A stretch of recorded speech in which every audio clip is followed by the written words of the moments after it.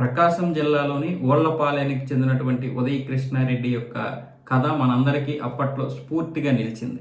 అలాంటి వ్యక్తి చిన్న తప్పు వల్ల ఈరోజు పాతాళంలోకి పడిపోయాడు. ఇతను చిన్నప్పుడే తల్లిదండ్రులను కోల్పోయి నాన్నమ్మ దగ్గర పెరిగి కూరగాయలు అలా రకరకాల చిన్న చిన్న పనులు చేసుకొని చదువుకొని కానిస్టేబుల్ ఉద్యోగం సంపాదించాడు. 2013లో సిఐ చేసినటువంటి ఒక అవమానానికి కానిస్టేబుల్ ఉద్యోగానికి రాజీనామా చేసి ఎలాగైనా సరే సివిల్స్లో ఒక మంచి ఉద్యోగం సంపాదించాలి, ఐపీఎస్ కొట్టాలనుకున్నాడు.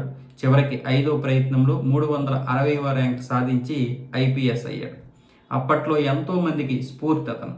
ఆయన పడినటువంటి అవమానాలకి ఇది సరైనటువంటి సమాధానం. ఎంతో మందికి స్ఫూర్తిగా అంటూ అప్పట్లో చాలా పత్రికలు కథనాలు కూడా రాశాయి. ఎంతోమంది ఆయన గురించి చదువుకున్నాం.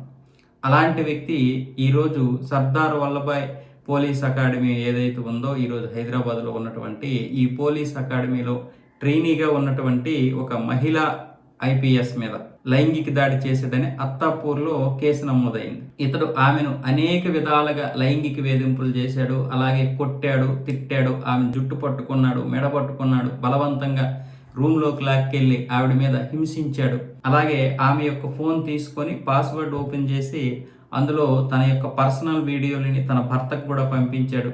రకరకాలుగా హింసించాడు అని చెప్పి పోలీస్ స్టేషన్లోనైతే కేసు నమోదైంది. దీని గురించి ఇప్పుడు భిన్న రకాలుగా వస్తున్నాయి కథలు.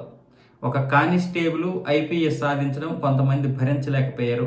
దాన్ని దృష్టిలో పెట్టుకుని ఇతన్ని ఇరికించాలని కొంతమంది అంటున్నారు. కొంతమంది ఏమొచ్చేసి ఇన్ని రోజులు అతనితో బాగానే ఉన్నటువంటి ఆవిడ ఇప్పుడు కావాలనే అతన్ని ఇరికించింది వేరే వాళ్ళ ప్రోద్బలంతో మరి కొంతమంది అంటున్నారు. నిప్పు లేనిదే పొగరాదని కొంతమంది అంటున్నారు. కొంతమంది ఇలాంటి వాడిని ఎట్టి పరిస్థితుల్లోనూ ఉపేక్షించకూడదు, ఇలాంటి వాడికి ఏ విధంగా కూడా అవకాశాలు ఇవ్వకూడదు, ఇలాంటి వాళ్ళు డిపార్ట్మెంట్లో ఉంటే మరికొంతమంది రెచ్చిపోతారన్న విధంగా మరికొంతమంది కూడా మాట్లాడుతున్నారు. ఏది నిజం ఏది అబద్ధం అన్న విషయం మనకి ఇక్కడ తెలియదు.